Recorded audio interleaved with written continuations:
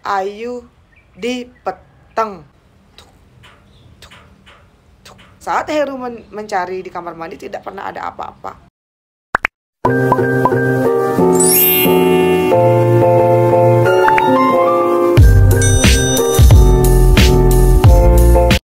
Semetan kumpul ya ngerti jadi denijak saya. Sebelum video ini saya mulai, kalau di sepanjang video semeton mendengar suara-suara yang sedikit mengganggu, tolong semeton maklumi dan diabaikan ya. Jadi narasumber saya hari ini kita sebut saja namanya Heru. Heru ini berasal dari kota K, dan dia meminta kepada saya nama desa dan juga privasinya dia tolong disamarkan, karena dia tidak mau nanti ada pihak-pihak yang merasa dirugikan. Nah, Heru ini ketika itu sudah bekerja di kota Denpasar selama kurang lebih 4 tahun bersama dengan pacarnya. Heru dengan pacarnya ini sudah pacaran kurang lebih selama 3 tahun dan sudah tinggal di kos yang sama. Keluarganya Heru dan juga keluarga si ceweknya ini sudah sama-sama kenal semeton. Kita sebut saja namanya Ayu. Nah, di suatu titik si Ayu ini merasa sangat bosan kalau terus-terusan hidup melarat. Dan Ayu mengutarakan niatnya kepada si Heru. Ayu meminta izin dia ingin bekerja ke luar negeri seperti teman-temannya. Karena di masa-masa itu memang sedang lagi booming-boomingnya masyarakat kita bekerja ke luar Bali atau ke luar negeri. Nah, waktu itu Ayu juga bilang adalah salah satu temannya yang memang sudah sukses bekerja selama kurang lebih 4 tahun di luar negeri, dan dialah yang akan membantu semua biayanya. Karena memang Heru melihat kalau si Ayu ini niatnya sudah sangat bulat, sebulat telur. Dia pun hanya bisa memberikan semangat dan mendukung si Ayu. Sebenarnya menurut Heru dia tuh tidak ikhlas kalau harus LDR, tapi kalau memang ini bisa merubah masa depan mereka, Heru pun mencoba untuk ikhlas. Nah, waktu itu juga Heru dengan Ayu sudah berjanji kalau setelah si Ayu ini berangkat 4 kali, mereka akan menikah. Waktu pendidikan pun dimulai. Si Ayu ini kursus selama 6 bulan dan biaya kursusnya ini dibiayai oleh si Heru semeton. Ayu akan kursus sebanyak 5 kali dalam seminggu. Waktu itu biaya kursus, biaya makan, biaya les dibantu oleh si Heru, yang memang padahal sebenarnya biaya dari sekolah ini sudah di cover oleh yayasan langsung, tapi kan yang namanya kita kursus kan perlu bekal juga, dan itu pun Heru yang membiayai kurang-kurangnya semeton. Saat si Ayu ini meminta izin kepada kedua orang tuanya, kedua orang tuanya sangat mendukung dan memang merestui. Waktu berlalu semeton 7 bulan kemudian, setelah semuanya beres, ternyata Ayu ini lulus interview dan 1 minggu lagi dia dijadwalkan akan terbang ke luar negeri. Dan si Ayu ini bekerja di spa semeton. LDR pun dimulai semeton. Heru bekerja di Bali dan Ayu bekerja di luar negeri. Nah, waktu itu setahun sekali Ayu akan pulang ke Bali. Setelah libur kurang lebih 1 atau 2 bulan dia akan berangkat lagi ke luar negeri. Dan tanpa terasa tahun keempat pun datang. Nah, ini tuh sekitar 1 bulan sebelum Ayu akan pulang ke Bali. Waktu itu Heru bertanya, apa jadi kita menikah? Karena kurang lebih selama 4 tahun LDR ini Ayu selalu mengirimkan uang untuk Heru, dan uang itu sudah dibangun rumah, dibelikan mobil, dan juga mereka sudah punya kos-kosan 7 pintu di daerah Gianyar. Waktu itu Ayu bilang, iya kita menikah. Dan saat itu semeton Ayu juga bilang kepada Heru kalau dia ini sudah mentransfer beberapa puluh juta uang kepada orang tuanya untuk mempersiapkan pernikahan mereka. Karena waktu itu memang bisnis kos-kosannya si Heru dan juga si Ayu ini lumayan selalu full. Jadi per bulan mereka kan dapat omset, dan itu sudah kurang lebih kos-kosannya ini sudah sekitar 2 tahun. Jadi omset mereka sudah lumayan banyak semeton. Jadi kalau untuk biaya prewedding, biaya menikah itu tidak perlu dipikirkan lagi, karena uang dari kos-kosan ini sudah ditabung dan tidak pernah dibelanjakan oleh Heru sama sekali. Pokoknya dia ini berusaha agar uang yang dikirimkan oleh si Ayu ini selalu dia simpan. Nanti saat Ayu pulang ke Bali, agar istrinya ini tidak lagi bekerja. Singkat cerita, Ayu pun pulang. Mereka pun mempersiapkan pernikahan semeton. Nah, menurut Heru ya, Ayu ini badannya tinggi dan lumayan berisi. Tapi, entah kenapa di tahun keempat ini saat si Ayu ini pulang ke Bali, dia terlihat lebih kurus dan juga lebih hitam. Waktu itu Heru sempat curiga, ini kamu kenapa kok sekarang badanmu lebih kurus, tidak segemoy yang tahun-tahun sebelumnya. Ayu bilang, ya karena ini adalah kontrak terakhirnya. Dia sangat banyak mengambil lembur agar mendapatkan uang tambahan untuk bekal pulang ke Bali. Saat Heru mendengar pernyataan dari si Ayu, dia merasa sangat terharu. Dia benar-benar bangga kepada si Ayu karena sampai segitunya dia mau berjuang sama Tom. Hari H pun datang. Mereka pun langsung menikah kan. Setelah mereka menikah, Ayu dengan si Heru ini tinggal di rumah mereka sendiri karena uang yang dikirimkan oleh si Ayu ini memang sudah dibelikan tanah dan langsung dibangunkan rumah, dan langsung dibangun rumah oleh Heru. Menurut Heru sementara rumah mereka tidak mewah tapi layak huni. 3 kamar tidur, dapur, garasi mobil, dan juga merajan yang sudah peragat. Wih, waktu itu mereka lewati dengan sangat bahagia semeton. Nah, 3 bulan setelah pernikahan ini, kok tiba-tiba Ayu ini sakit. Saat Ayu ini sakit, Heru otomatis dong akan mengajak istrinya ini berobat ke dokter. Nah, ketika berobat ini entah kenapa setiap dokter akan memeriksa si Ayu, Ayu selalu meminta Heru entah kadang membelikan minum, membelikan makan. Dan setiap si dokter ini mendiagnosa istrinya saat diperiksa itu loh, Heru tidak pernah ikut mendengar langsung apa diagnosa dari dokter. Karena setelah dia datang dibeli makan atau minum, Ayu ini sudah selesai diperiksa dan sudah keluar dari ruangan dokter. Dan setiap si Heru bertanya kepada Ayu, apa kata dokter? Oh, dokter bilang dia cuma kecapean, dan begitu saja terus semeton. Sampai 1 bulan Ayu kok makin sakit, dan Ayu malah bilang perutnya ini semakin sakit gitu.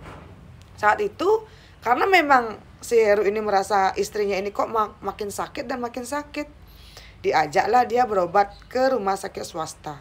Waktu itu Ayu benar-benar tidak mau diajak ke rumah sakit. Heru makin bingung semeton. Tapi mungkin karena Heru sudah panik, istrinya ini menangis karena perutnya, aduh sakit, perutnya tuh benar-benar terasa sakit.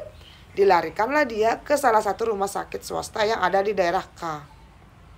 Saat di rumah sakit swasta ini, Ayu kan diperiksa nih. Heru pun menghubungi mertua dan juga keluarganya di rumah. Mereka semua datang menunggu si Ayu yang saat itu memang langsung mendapatkan tindakan yang serius di UGD semeton. Nah, beberapa jam pun berlalu. Dokter pun keluar dari ruangan tersebut dan Ayu pun dipindahkan ke ruang rawat inap. Ketika itu si Heru ini dipanggil oleh dokter untuk ke ruangannya. Heru deg-degan, ini kenapa kok istri saya kayak gini kan gitu semetonnya. Nah, waktu itu dokter yang memeriksa si Ayu bilang kepada Heru, apakah Ayu pernah melakukan apa? Heru yang mendengar pertanyaan dari dokter ini kayak, hah? Tidak dok, tidak. Saya dengan pacar saya belum pernah telat sama sekali gitu loh. Maksudnya dia dengan si Ayu ini belum pernah tahu kalau Ayu pernah mengandung anaknya si Heru. Tapi semeton, menurut si dokter, si Ayu ini kemungkinan mengalami pendarahan karena sudah pernah melakukan mungkin secara ilegal, karena penanganannya ini kurang profesional, sehingga itulah yang membuat adanya pendarahan di rahimnya si Ayu. Dan dokter juga waktu itu bilang kalau kemungkinan besar Ayu akan susah untuk punya anak karena rahimnya ini sudah terluka dari dalam. Heru yang mendengar diagnosa dari dokter ini kayak boom. Kok gini? Kok bisa pacarnya yang selama ini bekerja di luar negeri? Kan setahu Heru, si Ayu ini tidak pernah loh mengandung anaknya dia. Kenapa kok tiba-tiba dokter mendiagnosa seperti itu? Dan kan selama ini Ayu ini bekerja di luar negeri semeton. Kan tidak mungkin lah Ayu melakukan sesuatu di luar negeri, yang dia itu memang bekerja di sebuah yayasan yang memang resmi dan terpercaya, dan rasanya tidak mungkin Ayu akan melakukan hal-hal seperti itu di luar sana. Wih, saat itu semeton, Heru yang mendengarkan penjelasan dari dokter ini yang menjamin kalau memang si Ayu memang pernah melakukan tindakan mungkin secara ilegal. Heru berpikir semeton, ini ada apa sebenarnya? Nah, waktu berlalu, Heru tidak menanyakan hal ini kepada Ayu. Ayu ini kurang lebih dirawat selama 1 minggu dan diharuskan setelah pulang ini seminggu sekali dia harus kontrol lagi ke rumah sakit swasta tersebut. Waktu berlalu, akhirnya Ayu pun pulang semeton. Beberapa hari setelah si Ayu ini pulang dari rumah sakit, keadaannya ini tidak membaik. Dia itu tidak bisa bangun dari tempat tidur dan benar-benar bergantung pada obat. Saat itu, Heru bertanya pelan-pelan kepada istrinya tentang diagnosa dari dokter. Nah, saat itu Ayu bilang, tidak, saya tidak pernah melakukan hal itu. Kamu kan tahu saya tidak pernah terlambat saat datang bulan semasa kita berpacaran. Kalaupun saya melakukan itu, berarti saya melakukan sesuatu yang aneh-aneh di luar negeri ketika bekerja dan kamu lebih percaya kepada orang lain. Heru yang mendengarkan kata-kata dari istrinya, yang waktu itu istrinya sambil menangis, sambil membentak berkata seperti itu, kayak merasa bersalah semeton. Dia loh yang bekerja selama ini ke luar negeri sampai mereka sekarang bisa punya rumah, punya kos-kosan, punya mobil, merajan sudah pragat dan tinggal menikmati saja. Kok Heru setega itu tidak percaya kepada dia? Itulah kata-kata dari istrinya yang membuat Heru makin merasa bersalah. Tapi Heru juga berpikir, apa iya dokter berbohong? Kan tidak mungkin, kan sudah ada bukti ilmiahnya semeton. Sebenarnya semetonnya menurut Heru dia itu tidak percaya dengan Ayu. Karena dokter kan sudah punya bukti ilmiah, apa iya dokter yang salah, kan tidak mungkin. Tapi karena Heru ini merasa semua aset yang dia miliki ini adalah miliknya si Ayu. Dan setiap mereka bertengkar membahas ini, Ayu selalu mengungkit semua kerja kerasnya. Apa iya Heru tidak percaya dengan dia? Yang selama kurang lebih 4 tahun potang-panting bekerja di luar negeri agar sekarang mereka bisa hidup semewah itu. Heru mendengar perkataan dari istrinya ya kayak cuma bisa diam dan memendam semuanya. 3 bulan berlalu semeton, entah kenapa kok Ayu ini tidak sembuh juga. Yang ada dia hanya bengong dan terduduk di dalam kamar. Saat itu Heru kan sudah bekerja. Dia bekerja di salah satu swalayan yang lumayan besar yang ada di desa tetangga. Heru ini akan ngajak dan memang gajinya lumayan besar dan itulah yang akan dipakai untuk makan sehari-hari. Dan menurut Heru, selama si Ayu ini bekerja di luar negeri, setiap bulan dia itu akan mengirimkan uang yang sangat banyak. Heru berpikir mungkin memang rezekinya Ayu ini sedang bagus, makanya dia bisa mengirimkan uang sebanyak itu. Dan setelah mereka menikah, Ayu membuka kepada si Heru kalau dia masih punya tabungan sekian ratus juta. Di situ Heru, ternyata istri saya lo banyak banget punya uang. Dan menurut si Ayu ini dia itu sangat sering lembur agar bisa mengumpulkan uang sebanyak itu. Heru ya percaya-percaya saja semeton. Nah ini kan sudah 3 bulan berlalu. Ayu kok tidak sembuh-sembuh, badannya mulai kurus kering. Dan Ayu tidak pernah lagi seceria dulu. Kalau dulu kan apapun itu Ayu selalu bercerita kepada Heru. Dan apapun yang Ayu mau Heru selalu berusaha untuk menuruti. Tapi kok istrinya ini makin diam dan seolah-olah berubah menjadi orang lain. Nah ketika itu tanpa sengaja di rumah itu kan cuma mereka berdua yang tinggal. Karena Ayu ini terus-terusan saja sakit. Maaf. Mertuanya si Heru pun menginap di sana untuk membantu si Heru menjaga istrinya. Mertuanya ini bilang semeton, setiap sore sebelum si Heru ini pulang dari kerja, Ayu selalu bersikap seperti takut kepada sesuatu yang padahal tidak ada apa-apa di rumah itu. Ibu mertuanya terus saja menceritakan hal ini kepada Heru. Heru yang ditanyakan hal seperti itu ya tidak tahu juga. Dia kan tidak pernah mendengar apapun dari istrinya. Dan Heru kayak, kenapa kok istrinya seperti menyembunyikan sesuatu gitu loh. Karena ibu mertuanya Heru ini seperti ngeh ada sesuatu tentang anaknya. Dia pun mengajak Ayu dan juga Heru untuk mentambah ke Bali. Seperti biasa, Ayu tidak mau. Dia bilang mungkin dia cuma kecapean. Kalau emang ibu nggak mau mengurus saya, silakan ibu pulang saja. Biar saya sendiri dengan suami saya yang di sini. Itu semua perkataannya si Ayu kepada ibunya sendiri loh. Heru merasa aneh, ini kenapa kok kayaknya Ayu ini kayak ada yang disembunyikan. Karena memang Ayu tidak mau berobat ke Bali, Heru pun diam agar tidak terjadi pertengkaran. Tapi hari makin hari kok Ayu ini makin kurus kering, tidak pernah mau makan dan cuma bengong, tidak mau makan sama sekali. Heru pun mulai merasakan keangkeran di rumah mereka. Setiap sandi kaun, dia selalu mendengar suara bayi menangis di kamar mandi.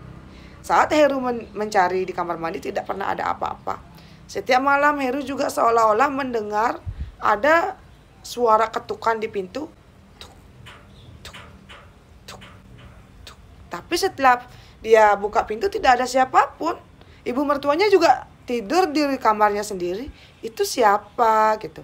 Suatu hari teman-teman, si Ayu ini tiba-tiba pingsan dan tidak bisa bangun sama sekali.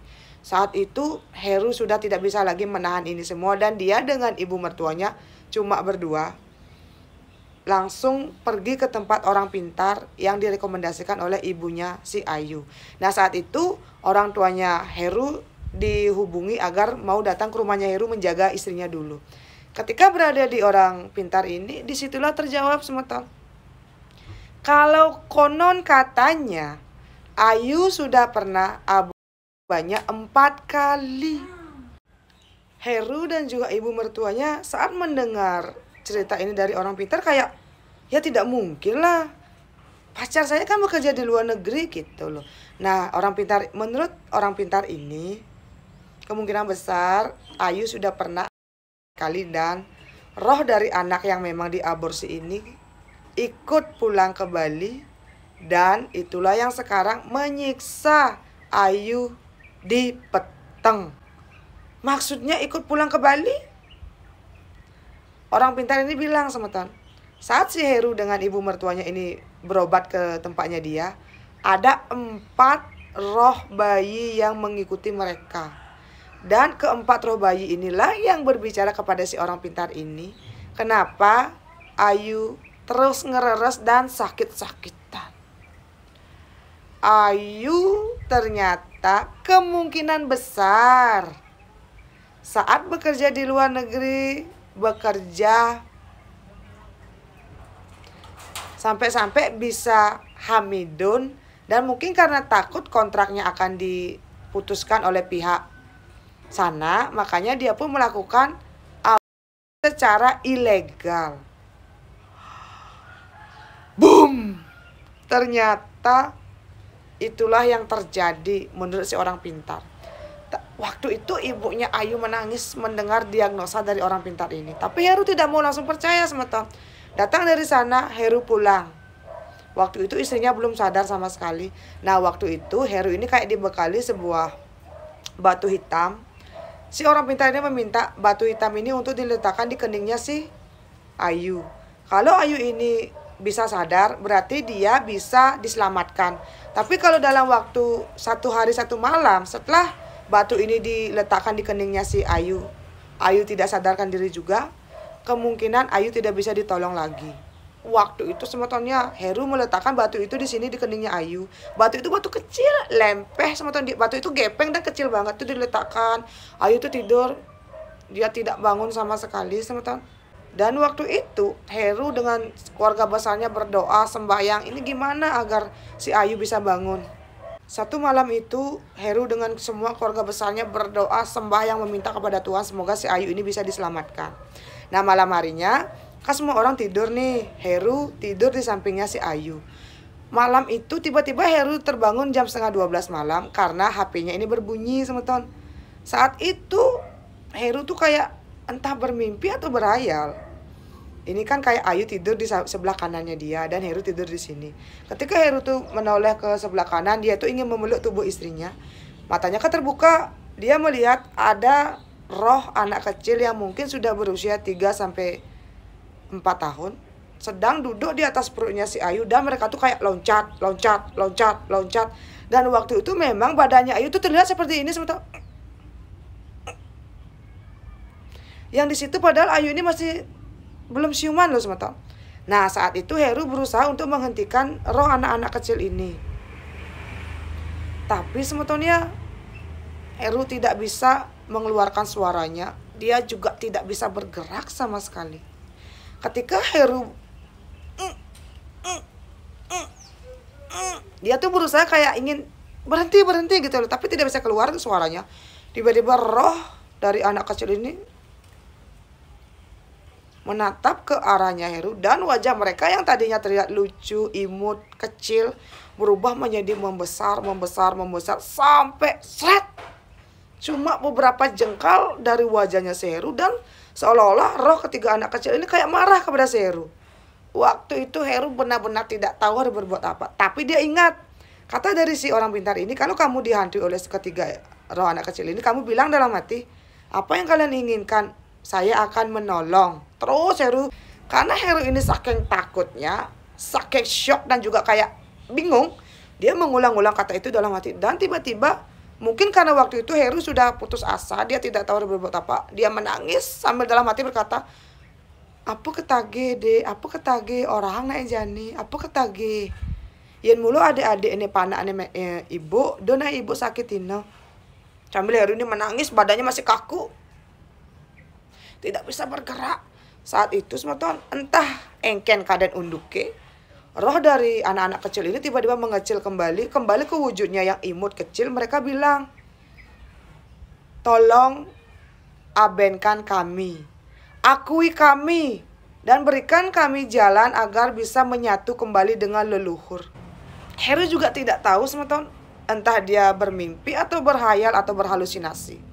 Setelah itu tiba-tiba Heru merasa badannya dikocok oleh seseorang dan ternyata ibu mertuanya yang membangunkan dia. Dan ternyata Ayu sudah terbangun beberapa jam yang lalu. Di situ Heru sangat merasa bahagia, akhirnya istrinya ini bisa terbangun. Nah, saat istrinya ini terbangun, istrinya ini mulailah diberikan tirte yang memang didapatkan oleh Heru di tempat orang pintar ini. Waktu berlalu semeton 3 hari kemudian, tiba-tiba Ayu ini langsung ada perubahan. Dan dia pun terlihat lebih sehat daripada minggu-minggu sebelumnya. Ayu mulai bisa makan, dia mulai bisa berjalan dan bisa beraktivitas seperti biasa. Sebenarnya Heru ini dalam hati ingin menanyakan apakah benar yang sudah dilakukan oleh si Ayu di luar negeri saat dia bekerja. Tiba-tiba di suatu hari ya, ini tuh Ayu keadaannya sudah mulai membaik. Dia sudah mulai bisa beraktivitas dengan normal walaupun belum pulih 100%.